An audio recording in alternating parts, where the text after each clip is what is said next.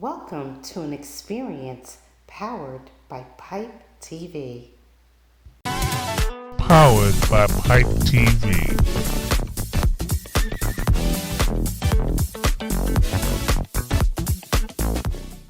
Hi, you're watching Pipe TV, and I'm Jill Foster. Today we have founder and freelance photographer Elizabeth Martin of Elizabeth Martin Photography. Hi, Liz. Hi, Jill. How are you? I'm great. Glad to be here. I'm glad you're here finally. We've been trying to get you in the seat for a while now. Well, you know. So, welcome. I like to start by letting the viewing audience know that photography wasn't actually your first chosen career in life. That's true. Can you help us to understand what your original career was, and when did you, get the passion for photography? Well, my original career was that of a court reporter. I retired from that from Supreme Court, and somewhere along the line, as I came through the ranks of the court system, one of the people that I met there, it was a co-worker, and she was into photography. Actually, she did underwater photography. And when she showed me her photos, I was just fascinated with what you can do with a camera underwater. Okay. And it took off. I can't even describe the feeling, but it just took off from there. I had to have a camera. Okay. And I remember she used Canon, so I became a Canon girl immediately. And after that, it just sort of took off. I was always in the camera store. I was always looking for something new and exciting to try. And as time went on, I just kept at it. I became known as the one with the camera. No matter what the event was, I was there with my camera. Okay. And I just loved it from there. Yeah. And still do. You didn't take deep dives, though, did you? Oh, absolutely not. I knew that wasn't going to be my forte, but I did then, and I still do enjoy having a camera in my hand. Okay. Matter of fact, I have one right now. It's right over there. Okay, so does that mean that you're self-taught? Absolutely.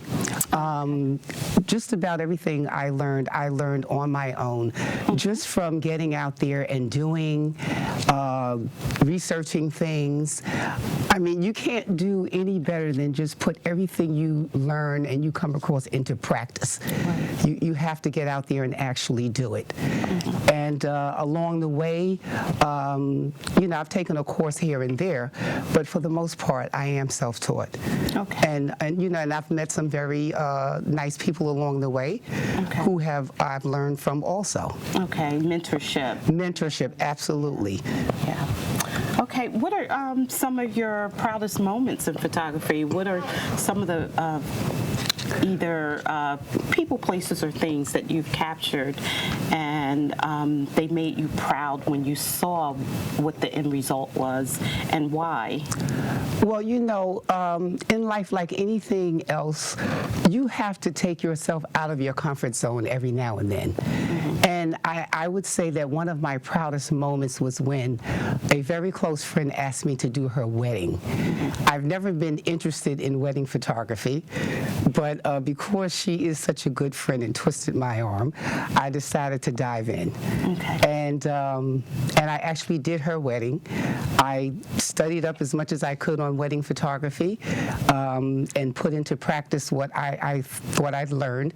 And actually, if I say so myself, I did a great job. Yeah. So that's one of my proudest moments. Did you find that difficult? Because when I think about photography and having to be at a wedding, there's so much going on. There's so much dynamic. You have to know who to capture pictures of, the parents, the yes. Absolutely. Mom-in-law, the children. There is what photographers usually refer to as a shot list. I mean, you just have to know what it is. Your technique is going to do the rest. You know what you know about taking photos is all you have to know is what's on that list. You have to know. You can't stop all the time to look at a list, so you have to know what you're doing. And so, just like I said before, being self-taught, I taught myself how to do that. Yeah. So it was easy enough for me to, and once you get going and everyone's sort of doing what they need, what you need them to do, it's easy enough. It's a lot of work, but you know, it was fun. You have to have that eye. Capture the moment. Absolutely. When you see that there's a moment, you got to pay attention. Absolutely. To it. Yeah, absolutely. I get that. Yeah, I get that. So, do you have any things that you are aiming to do coming up? Nothing in particular.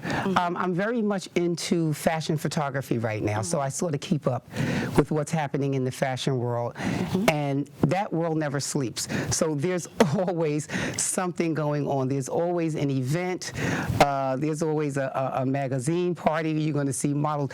This is one of the things that I love about fashion. You don't have to chase people around to take their photos. I mean, when I first started with photography, I would always come into people, oh, I don't want my picture taken, but not in the fashion world.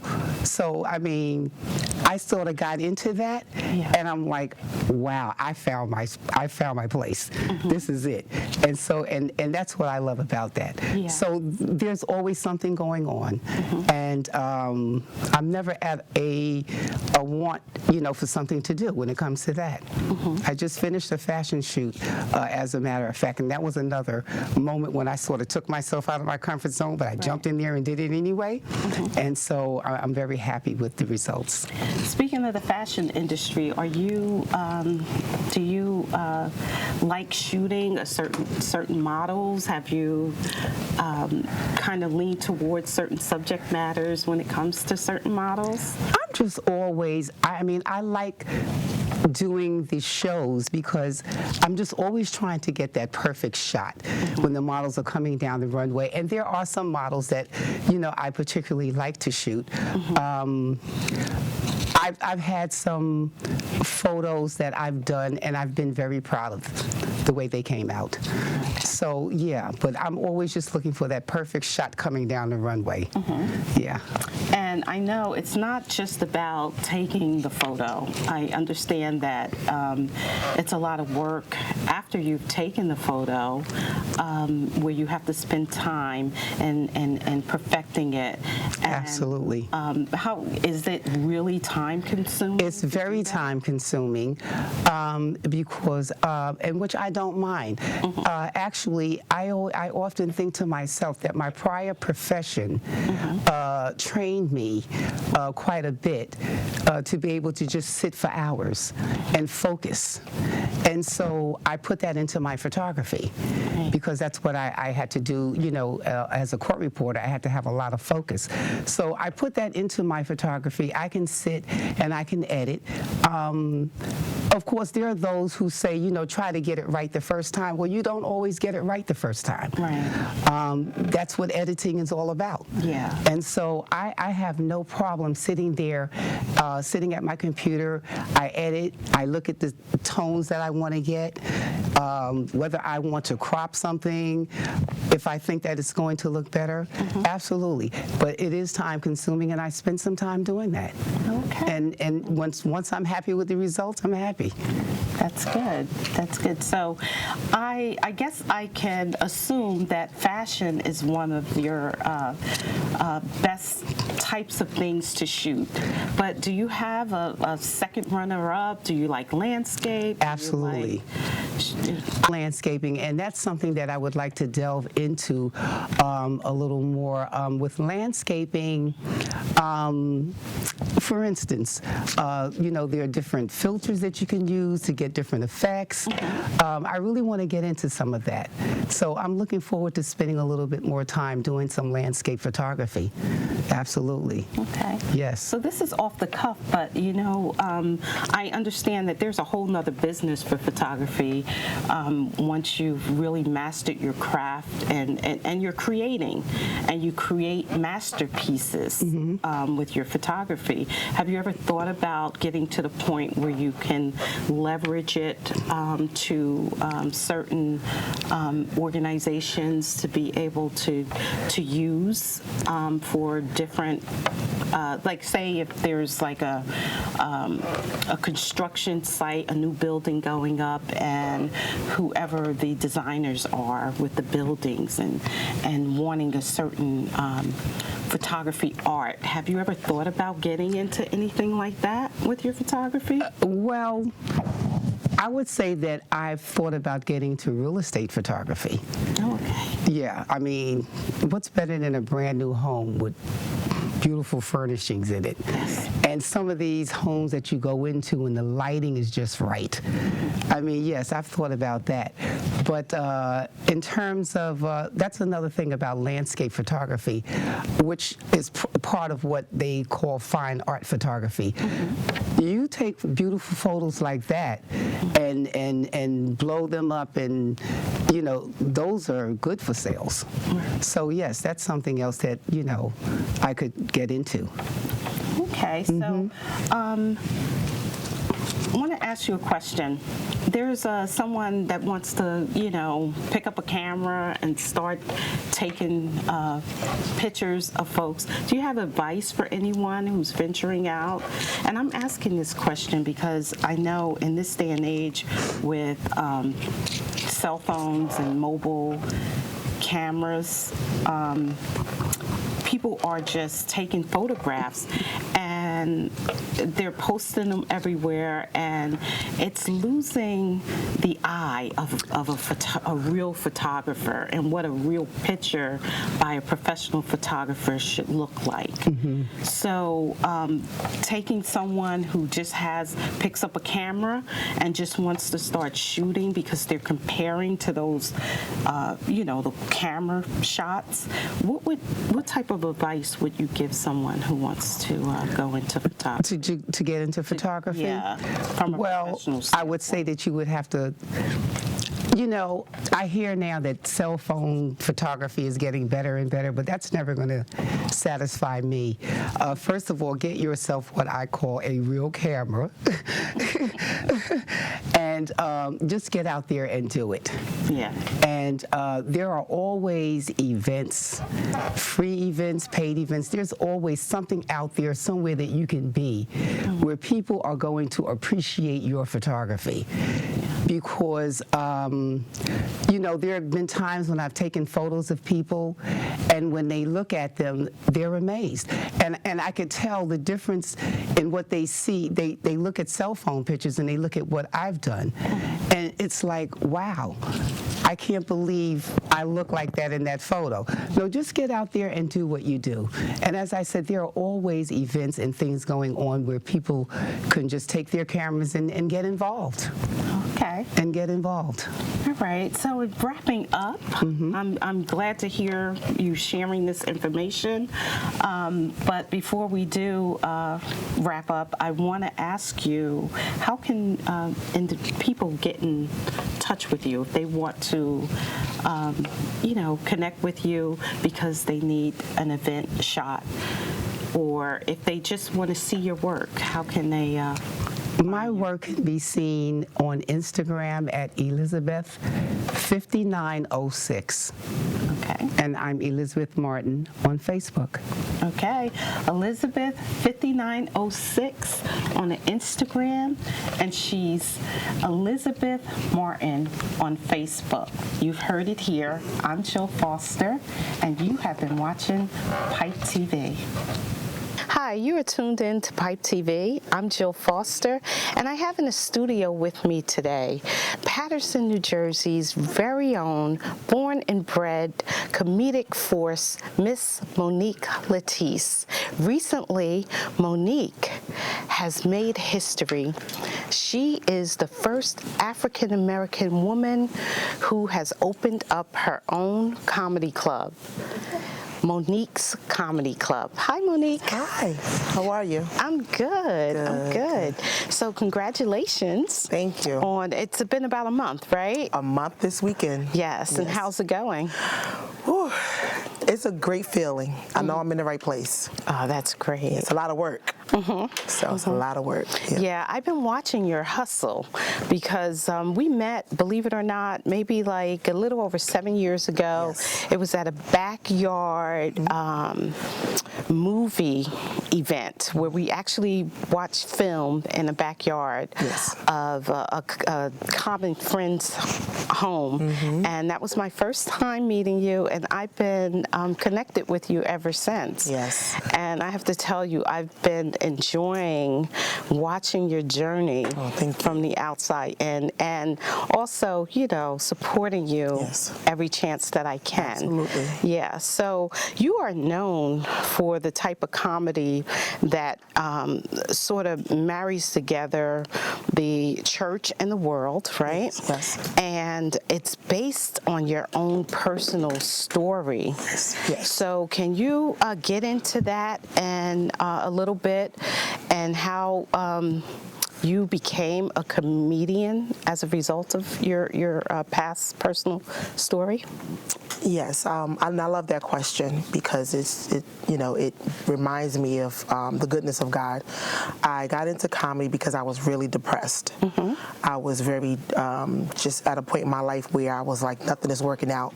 My relationships are not working out. The kids, going through things with the kids. My marriage had broken up. I had issues with my parents. It was just like a dark cloud. And I was praying and asking God to just show me why He created me. I was feeling like, I was kind of hopeless. And I didn't like the way that felt. I knew that wasn't right. I knew that I wasn't in the right place. Yeah. So I began to pray and ask God to show me why He created me.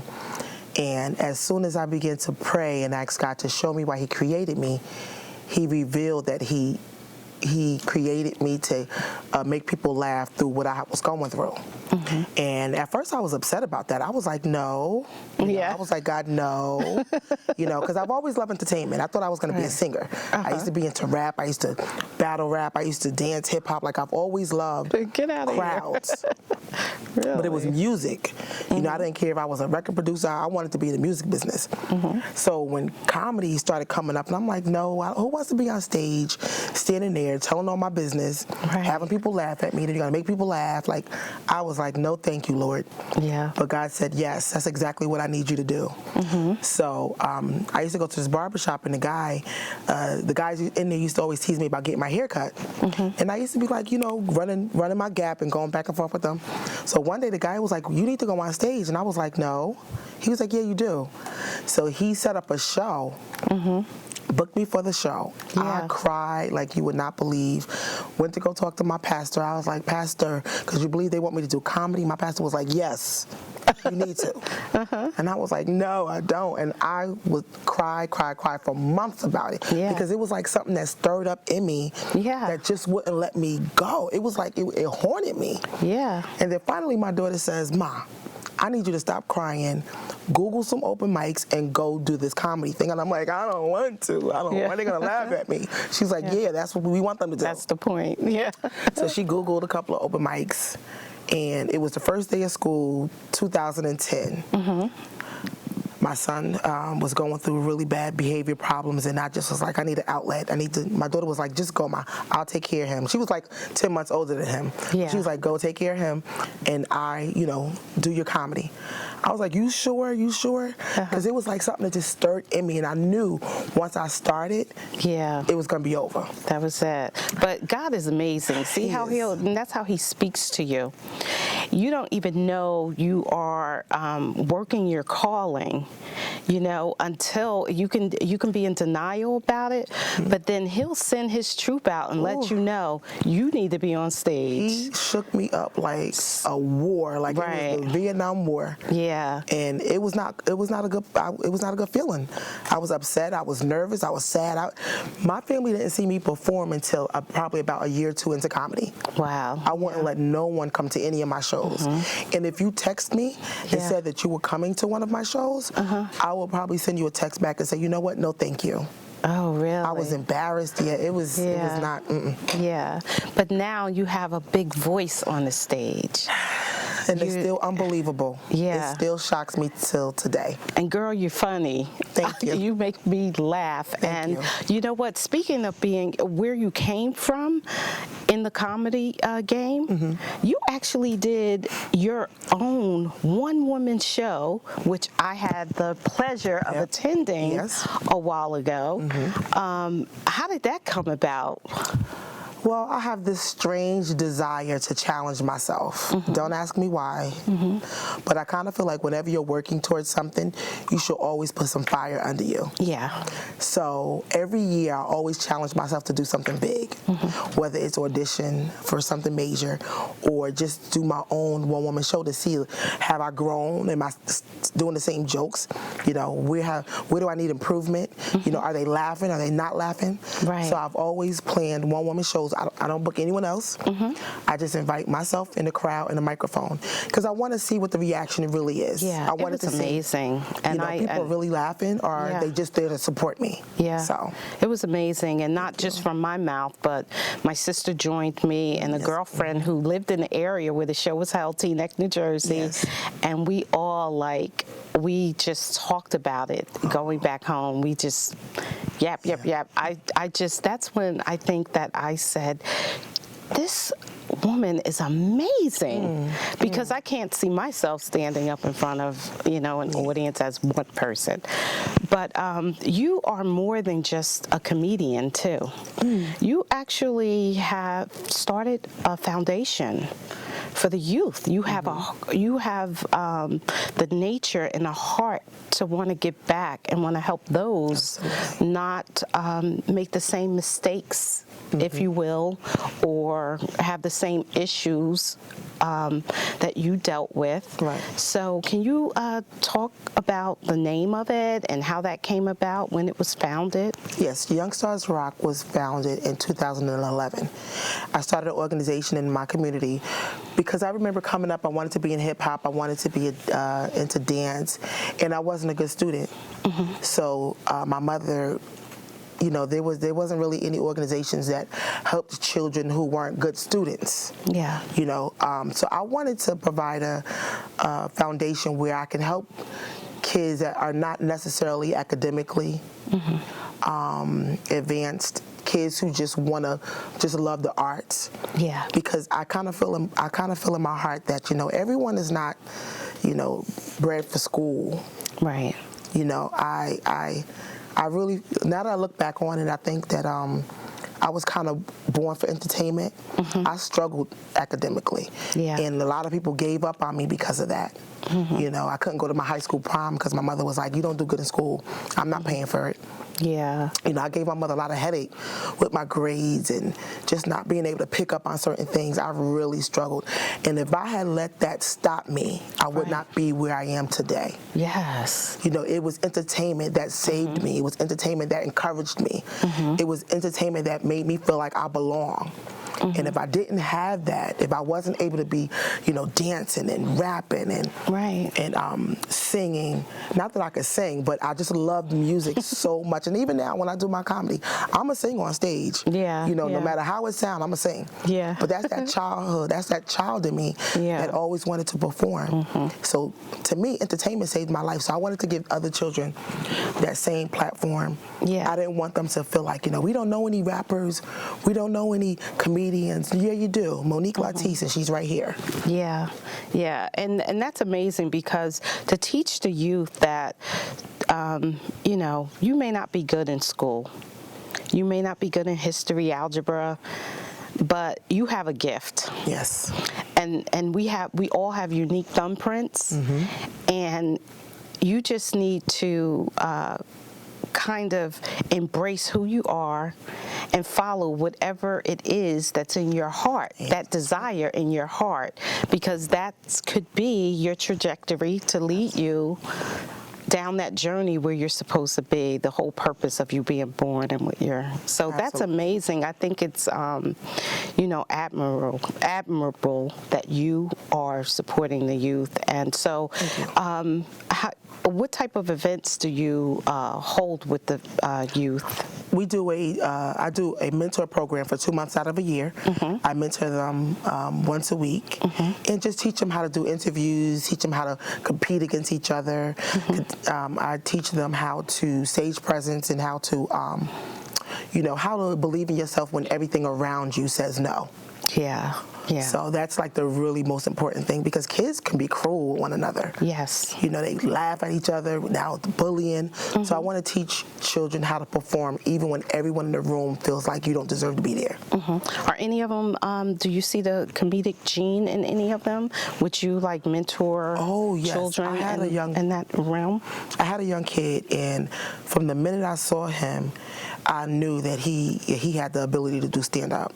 He was very shy, because most comedians are like kind of cuckoo, strange. Yeah, very strange birds, yeah. And it's tough, because sometimes, and I could be very strange, and it's hard because I'm an outgoing person, but I'm very shy, believe it or not. And I don't really like to be overwhelmed and bombarded. So I have to, get used to that. Yeah. If it was up to me, I'll just sit in the corner and just be creative and just come out when it's time to perform and then go back into my shell.